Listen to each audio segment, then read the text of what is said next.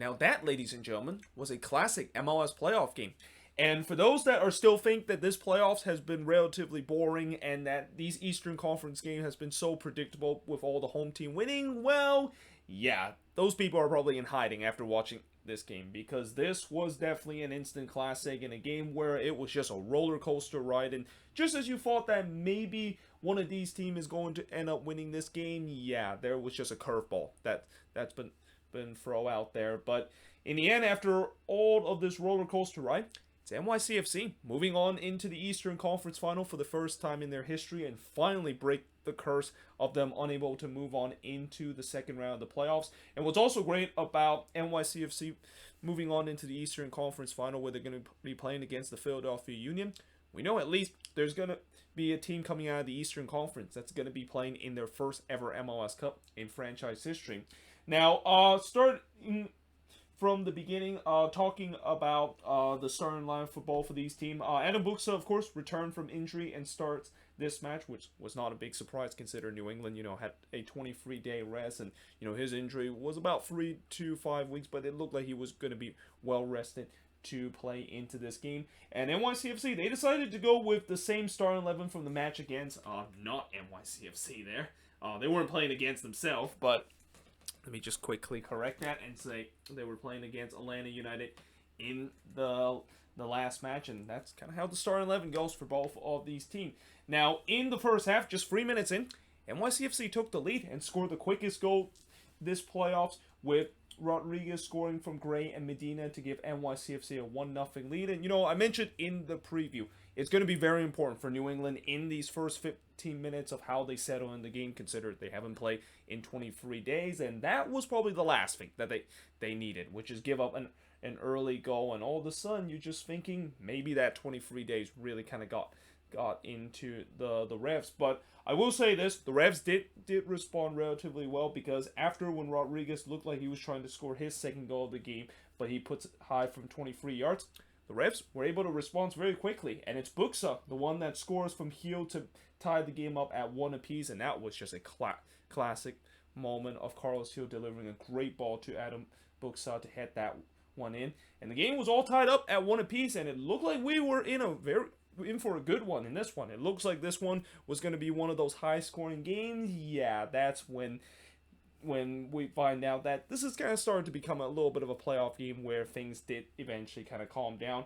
But I did also say that 12 minutes in, the rust definitely didn't look like it was a factor for the Refs. I thought their passing was relatively sharp, and their pressing was also so relatively sharp in the opening 12 minutes of this game, though the game did start to become physical with some really rough challenges that was put in for both of these teams.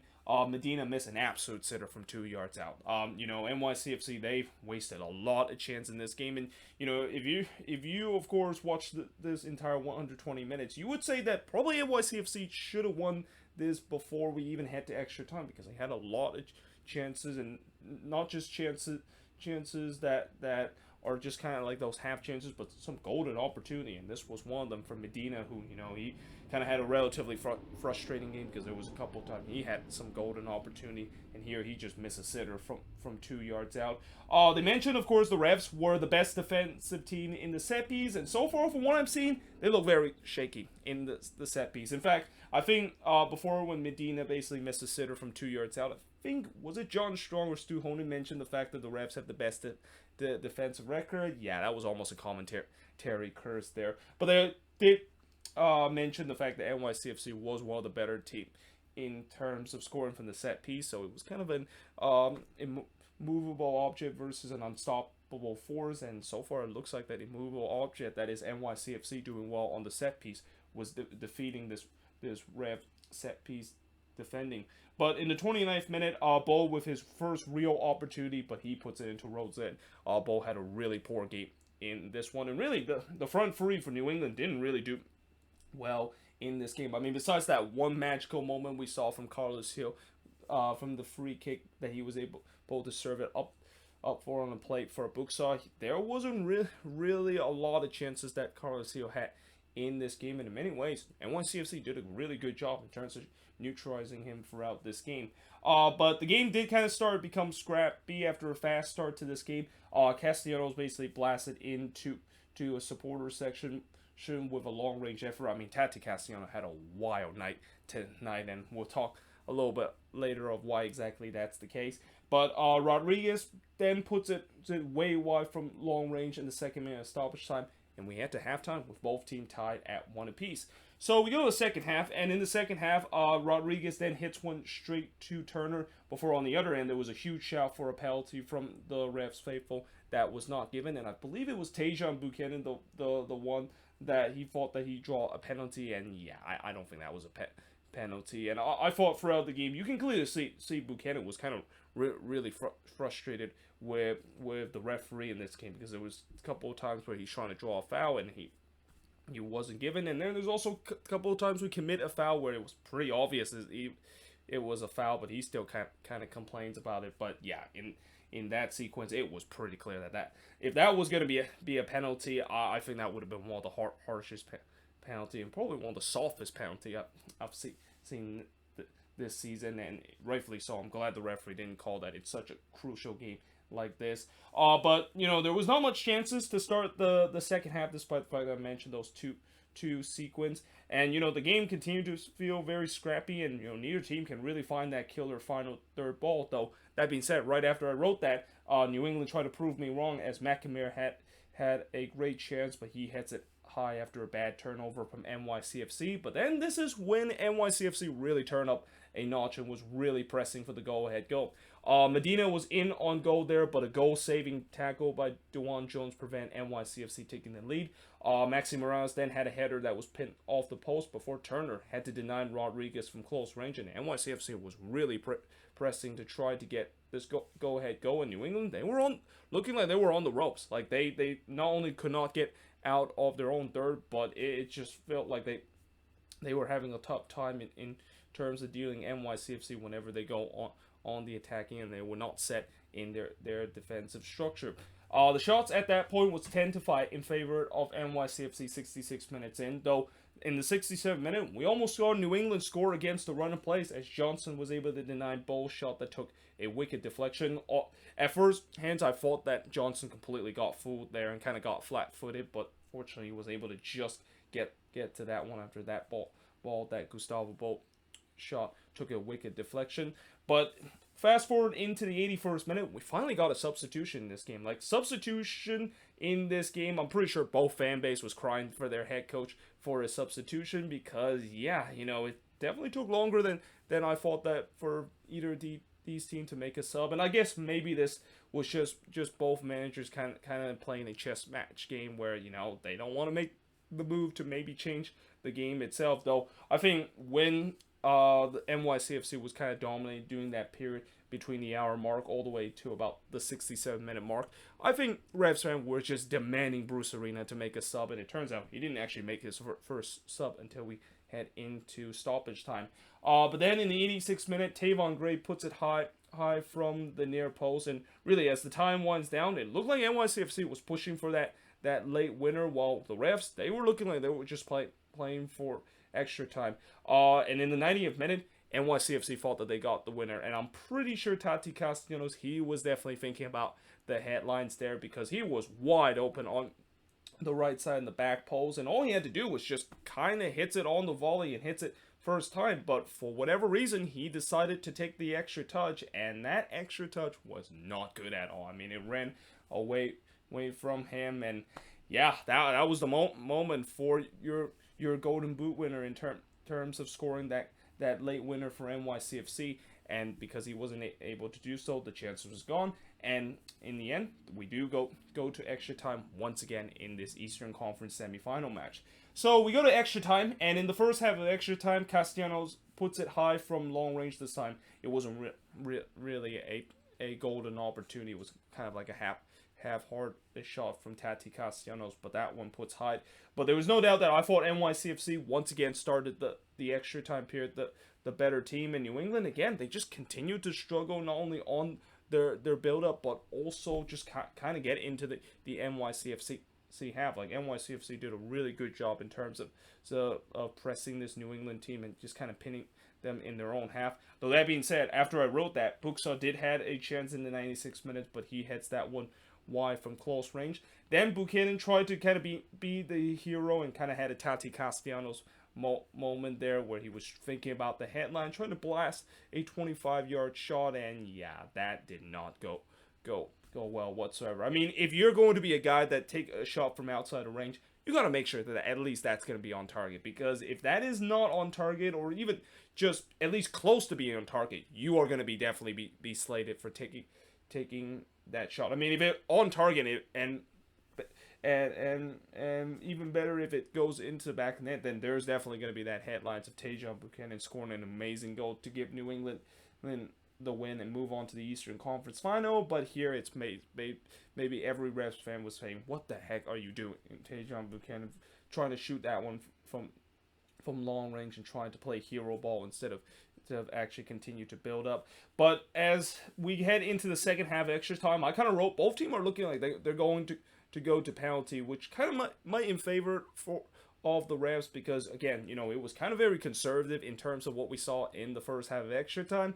Though in the second half of extra time, it was anything but conservative, because in the 109th minute, we had a breakthrough in extra time, and it's Tati Castellanos who scores from Forensen and Morales to give NYCFC a 2-1 lead, and I'm pretty sure NYCFC fan thought that was finally the moment for not only their Golden Boot winner to come up with a big goal, but that was the goal that they've been looking for a long time, because again, they had tons of chances. They should have won this one in 90 minutes, but now they have the 2-1 lead, and they think that, well, looks like we might have wrapped this one up. But in the 110th minute, after Buchanan missed high on a volley, in the 113th minute, this is when another curveball was from, as Tati Castellanos, who of course was the hero just a couple of minutes ago, scoring the go-ahead goal for NYCFC. Well, he went from hero to zero in 3 minutes, as he got his second yellow card, and really a nihilist challenge that he needs to make. So yeah, he of course is sent off, and most importantly, he will miss that game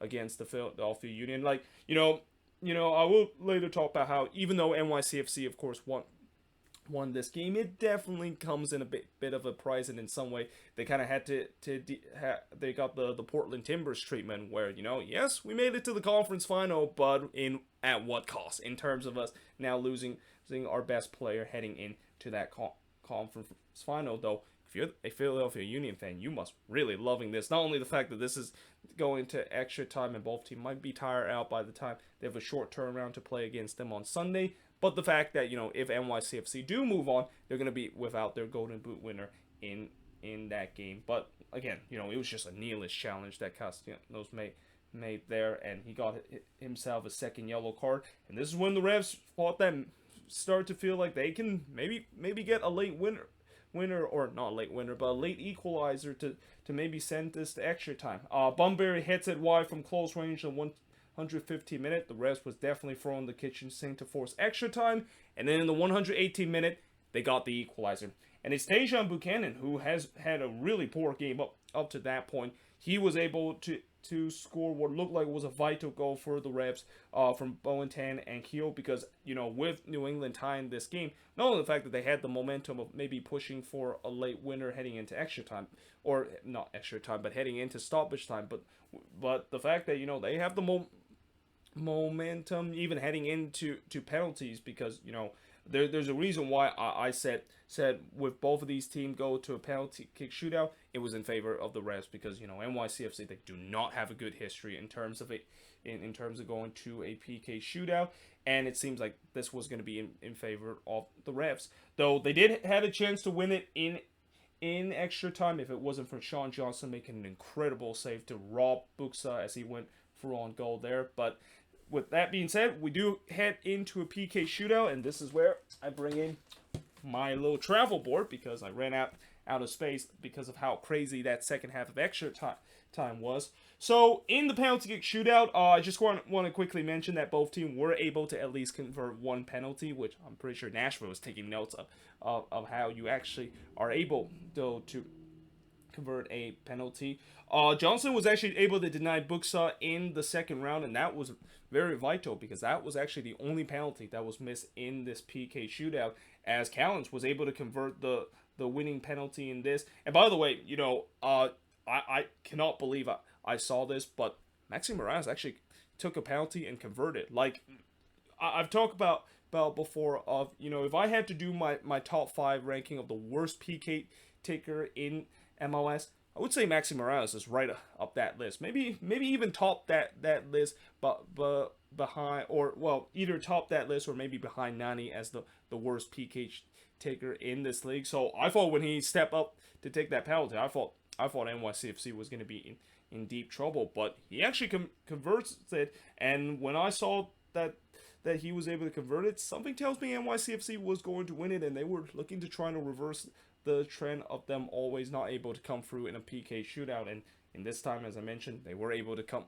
through it, as Callens was able to convert the winning penalty, and NYCFC is moving on into the Eastern Conference Final against the New England Revolution. Shots in this game, 15 shots compared to 16 that NYCFC had. Both teams had 4 shots on goal, 8 shots off target for the 9 that NYCFC had. Both teams had 3 shots that was blocked, and possession-wise, 42% possession compared to 58% possession that NYCFC has. And you know how I also talk about, it seems like the curse for NYCFC is over with the way that they were unable to move on into the second round. Well, unfortunately, there's another curse that looks like it has continued, and that curse is none other than the Supporter Shield curse. And I mean, I talked about that before, how it's definitely a real thing, and especially with the way that with this 23-day the break that the refs had. And I think in some way, when you look at how they play in this game, I mean, if you ignore the first 12 minutes, I really think that that break really